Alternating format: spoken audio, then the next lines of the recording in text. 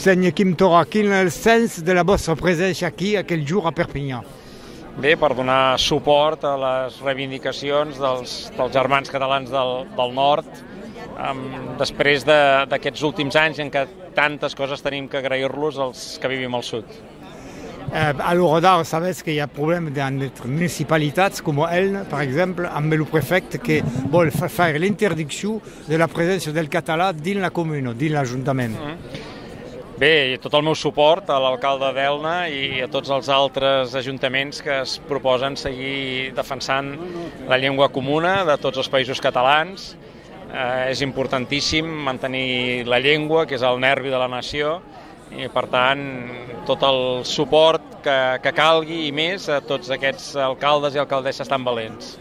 Dins una situació difícil, la de l'Occità, encara dins l'estat francès, pensats que aquella frai romain agermanament que ven entre dues llengües pot ser desenvolupat, deu ser desenvolupat. Hauria de ser així. La història ens va demostrar que el dia que Catalunya i Occitània, els països catalans i Occitània, van separar els seus camins i van perdre tots.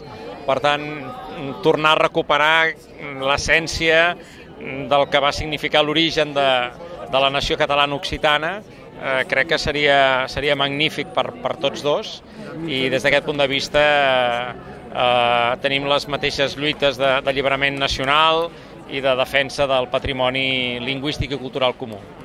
Merci, Quim Torra. Moltes gràcies. Merci.